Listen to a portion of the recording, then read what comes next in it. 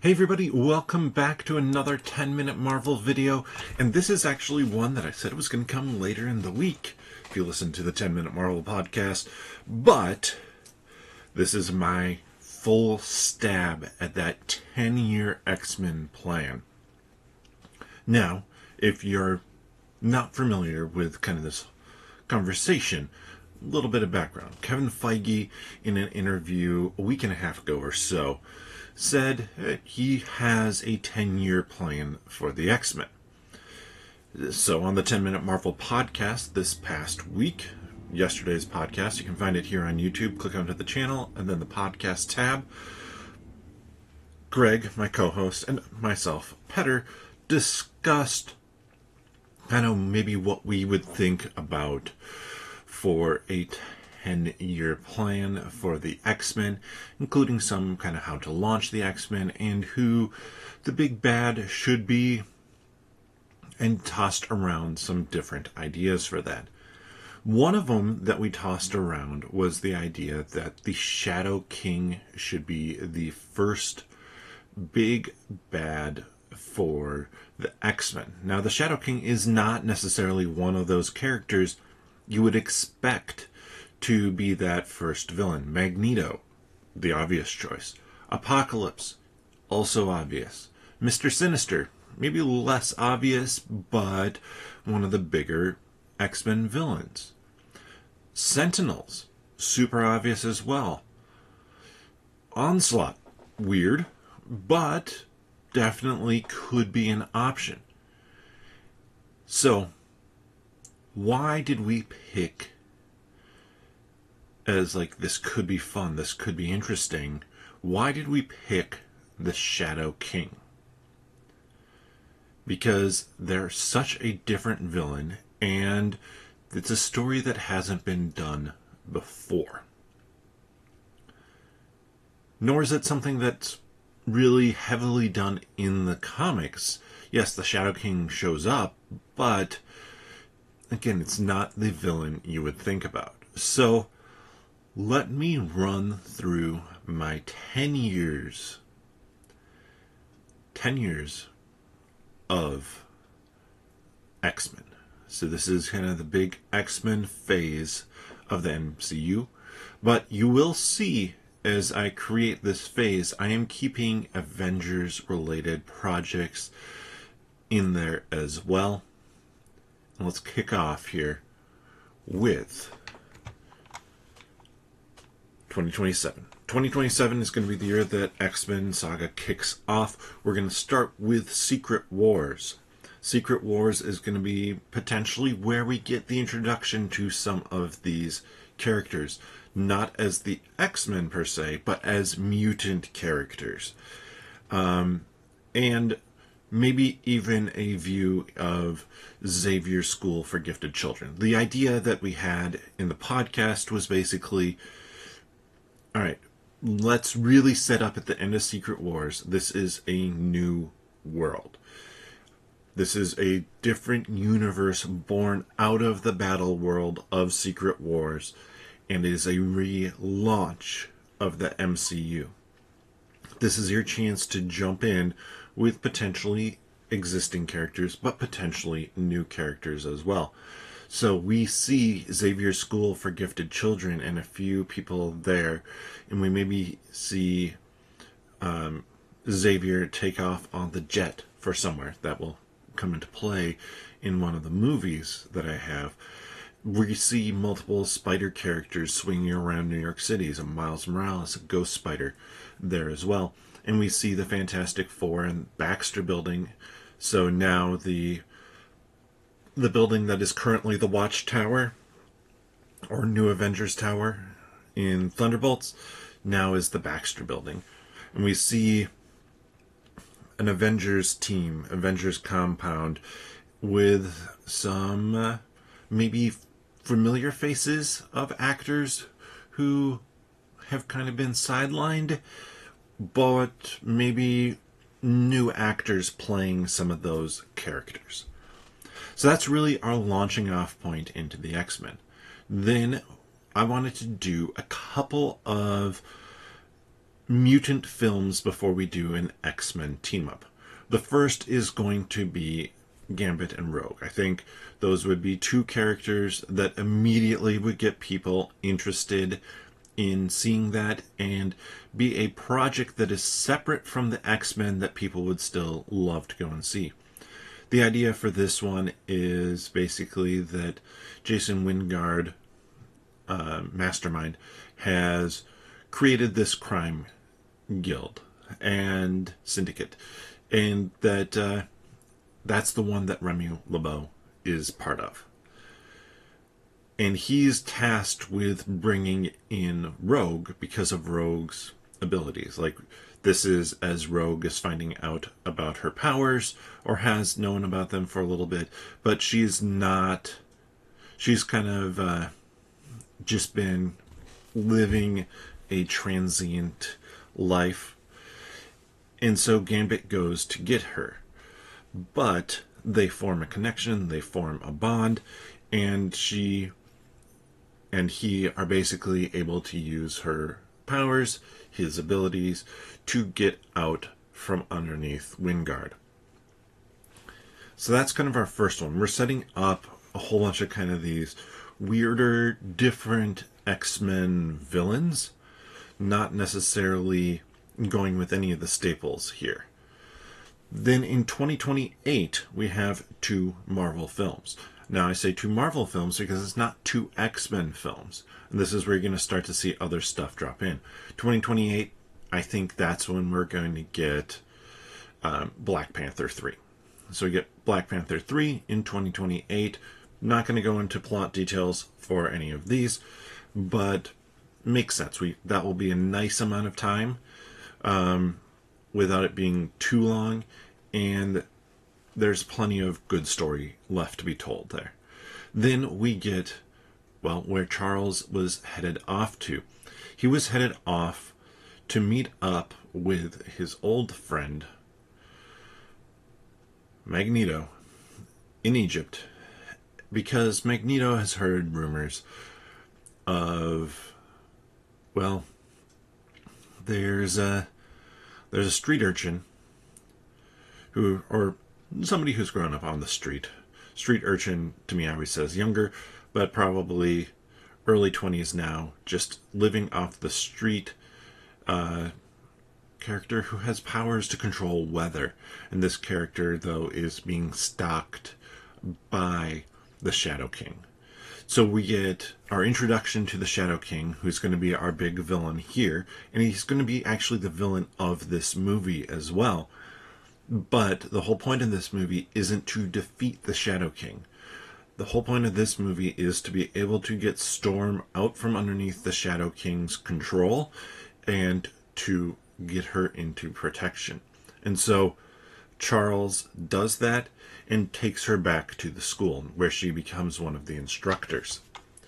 Then in 2029, we get 3 Marvel movies, and you'll see 3 pop up every now and again, but that generally is going to be when you get your Spider-Man movie. So we get a Spider-Man 5, we get Thor 5. I think this is the time, if we're going to do Thor 5, we do it, and we probably have Thor at this point kind of ascend to that Odin type figure.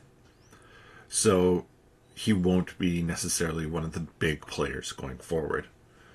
But 2029 is also when you're going to get that first X-Men film. And this is the introduction to the public of this mutant team, because they're looking into why all these mutants are going missing. This is very much kind of that Friends of Humanity has been tasked with capturing mutants, and when they capture mutants, they're bringing them somewhere, and they're bringing them to Mr. Sinister. So this whole thing, them kicking off this, brings to light kind of the negative side of the group of Friends of Humanity, but it also really starts to kind of create some wedges.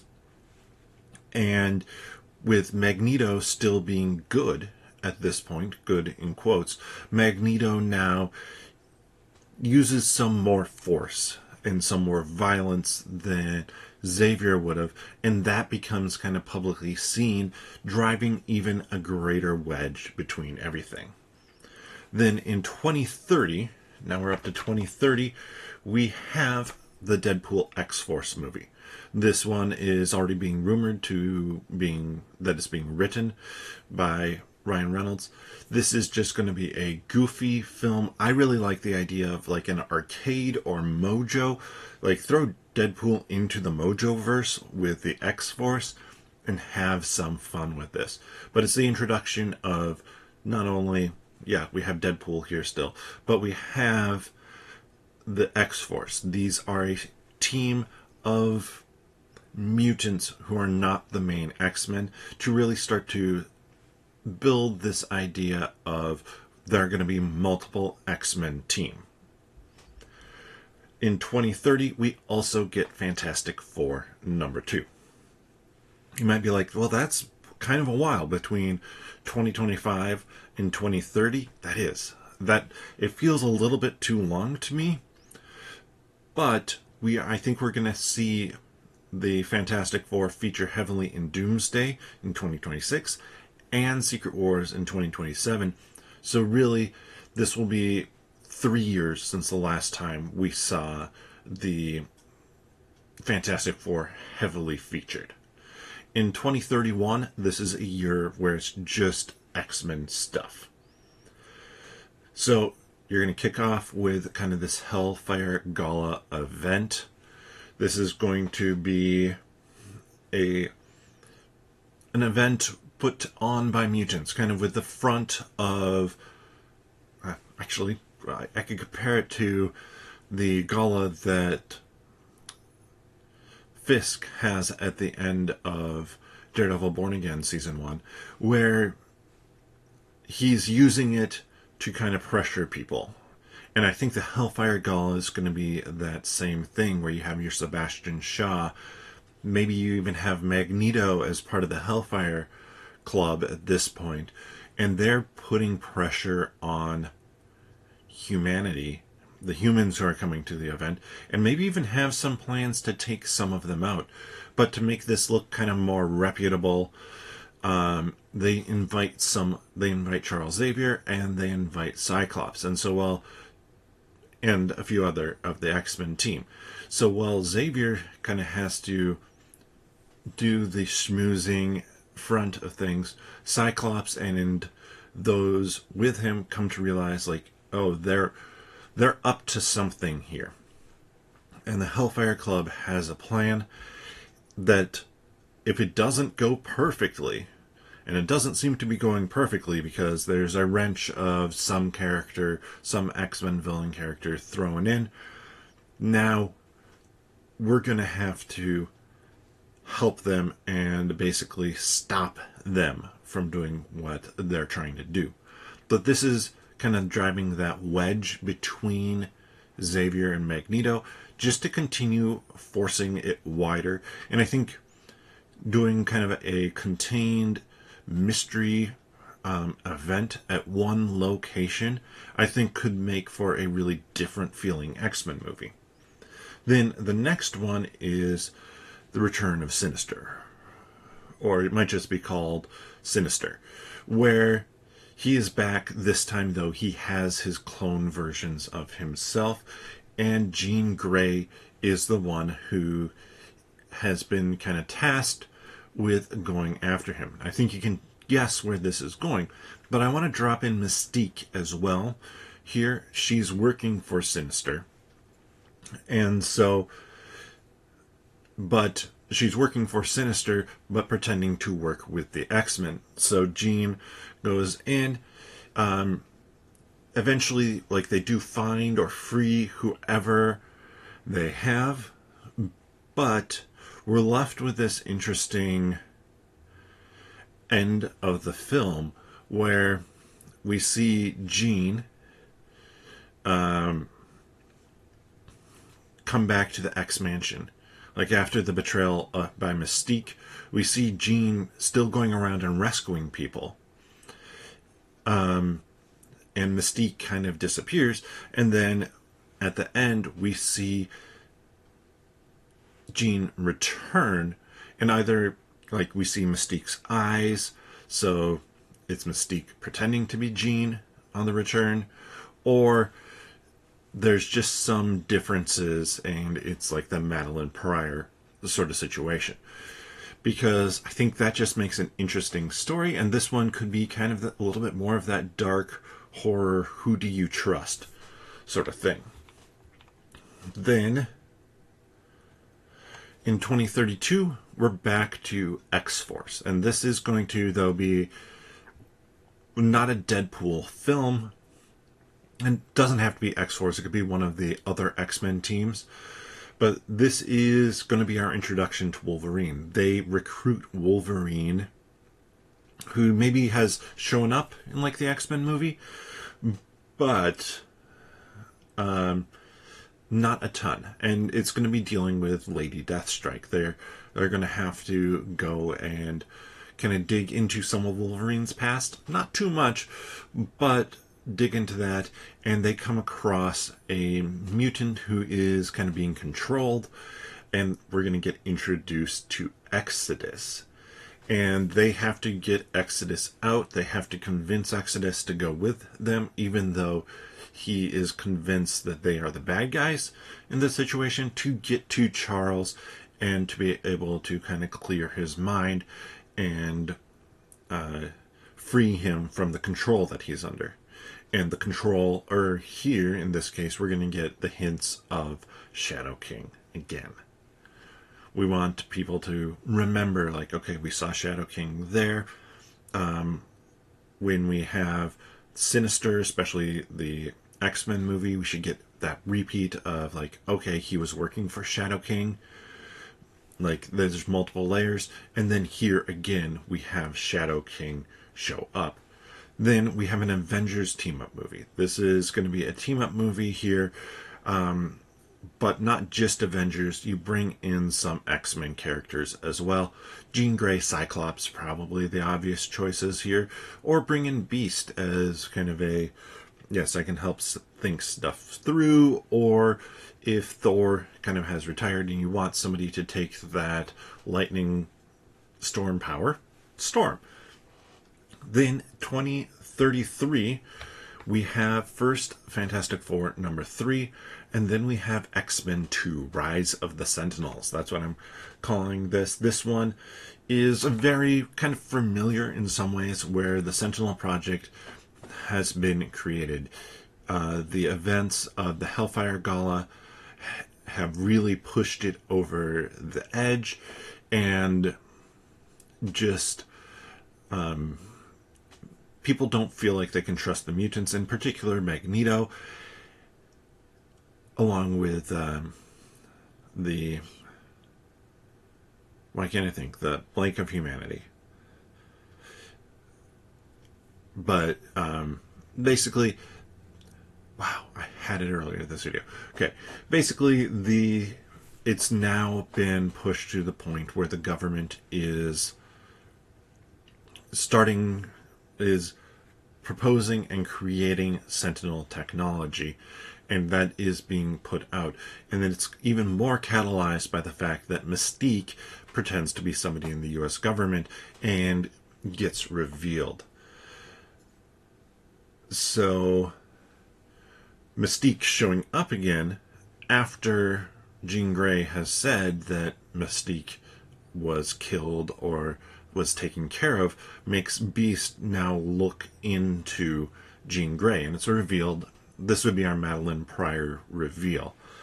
And with that, now Cyclops believes that Jean is still alive, and so he wants to go after Jean, whereas Xavier feels like and go after Jean aggressively to get her back, whereas Xavier feels like they have to sit back and they have to demonstrate that they are peaceful and good to help counteract this Sentinel Project. And we get now a new wedge driven between characters.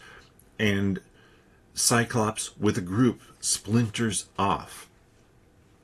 So Charles now has to figure out how to deal with the Sentinels, which is then a problem even more exacerbated by the fact that now Magneto fully goes to kind of the dark side. This is the point where Magneto says, no, this is enough. I can't trust humanity anymore, Charles. You and I, we want the same thing. A world that is wonderful for mutants, but humanity, friends of humanity, there we go. But humanity has proven that they fear us, and that's not going to stop. And so he goes with a more public approach. Then, in 2034, we have two more movies. Well, one X-Men movie and two other movies. So 2034, we're going to have what I call the Sinister Charade. This is going to be Cyclops taking that team to go get Jean. Once they head out, like that split happens, and we're set up for their movie, but that movie doesn't get that payoff. Or doesn't get the Finding Jean doesn't get the payoff until this movie. And so they track down Jean. Scott gets captured at some point. But this is then probably where we get the reveal that, okay, Mr. Sinister now is going to do a clone of Jean and Scott to create Cable. And that's just setting up some future things.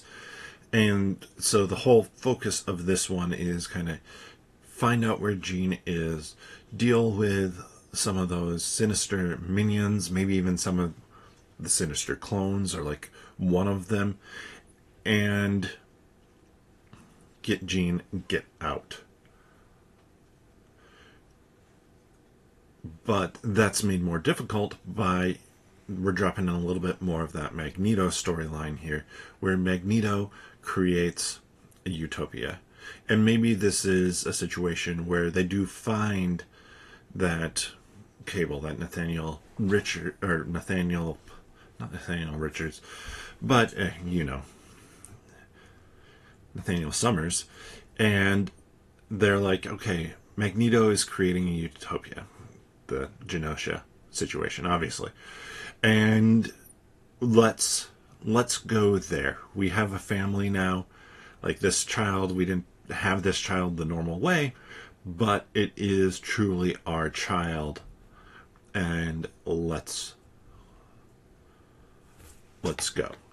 And so they go there. Then we get Spider-Man 6, and I think Dark Reign. Dark Reign introduce a Dark Avengers team, and really specifically make it a Dark Avengers team, not kind of this questionable new Avengers team that we got in Thunderbolts. Make it a dark team that is really mirroring this kind of anti-mutant focus of the government and or of humanity. Then 2035, we get two more X-Men films, and the first one is going to be kind of a new class. So this is a new group of mutants who are Charles is bringing in. And I keep on looking off to the side because that's where I have my notes. But one of these new mutants is Emma Frost. Emma Frost comes in, probably with the Stepford Cuckoos, or Cuckoos, however you want to pronounce it. And she basically makes a play, and a successful play, to take over Xavier's school for gifted children. This is now, at the end of it, is now her school, and Xavier is out. Because she convinces some others of importance within the school, maybe gaining the trust of like Wolverine, to basically say, no, Xavier, your ways don't work anymore. This is what I want to continue doing here, is to continue shattering kind of Professor X's world around him. And this is, again, you can hint here, Shadow King again. Shadow King is the one who encouraged Emma Frost to take this step, and Shadow King's the one who pushed Wolverine in. Then we have Exodus. This one, he is now leading a group of mutants. He has kind of his own team around him, and has changed heart. He meets up with Charles, and because he knows of Shadow King, he was previously under Shadow King's control, he realizes what's going on, and he and Charles start to put this whole thing together, but something breaks out in Genosha. And so we have this team now who is racing to stop the events of Genosha, that they realize Magneto's brought together all the mutants, or most of the mutants, and they're all congregated there. Something is going to happen. Something bad is going to happen. Magneto has been led to this point. And now that could be the techno-organic virus that devastates the mutant population.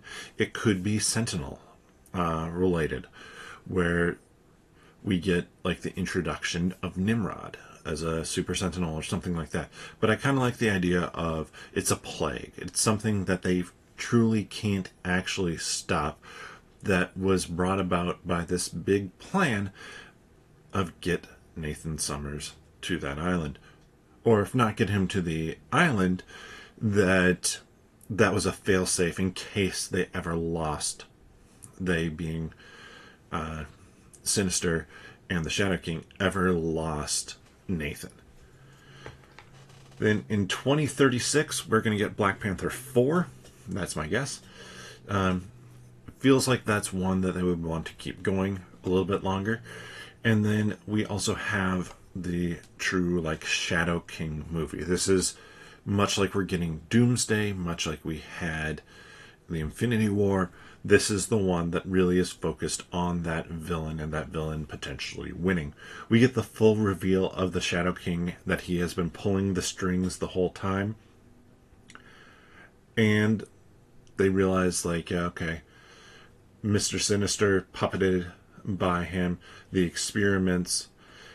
Storm has kind of gone off on her own and become Queen of Wakanda. Actually, that's the reason why I want to do Black Panther 4 here.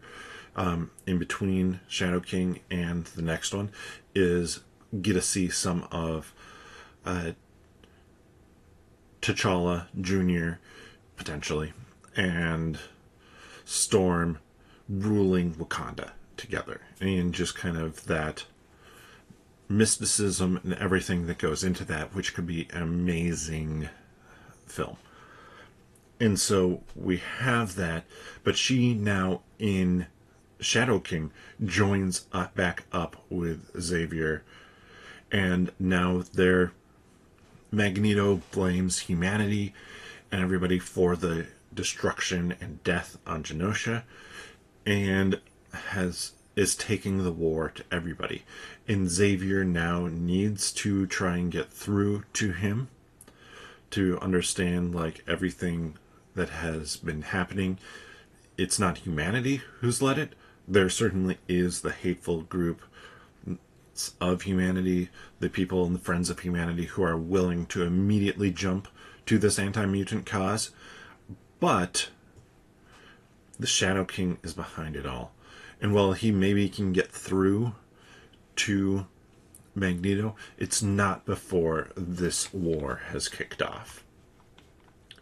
And that leads us to 2037. That's our 10-year plan. And we get to House of X. House of X, if you're not familiar with it in the comics, I am pulling some from that sort of thing. Because not only does Charles get through to Magneto to potentially stop the war because of a plan he has. But Magneto gets through to Charles as well. That humanity, at this point in time, doesn't feel like there's anything that can be done to repair relations. And so they create this idea of a mutant nation. Not like the one that Magneto kind of stole away and set up by himself, but one that is truly a nation that is recognized for mutants, that has borders, that people can become citizens of, where that will have embassies around the world. And they set that up, as well as then using that opportunity, now undermining the work that the Shadow King has done to lessen the Shadow King's powers and be able to eventually, with the help of kind of breaking free other mutants, so with the help of like a Jean Grey and Emma Frost and others, controlling and locking in place the Shadow King and capturing him and sentencing him within this new mutant land. And at the end of it, the end of this whole movie and this kind of whole arc of X-Men, we see that they've formed now this council.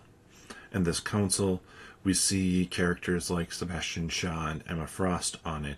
We see Magneto, who's now generally good again, and Charles sitting on it.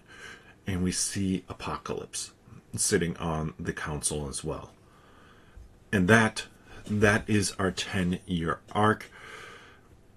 It's crazy. It's a long video, but let me know your thoughts.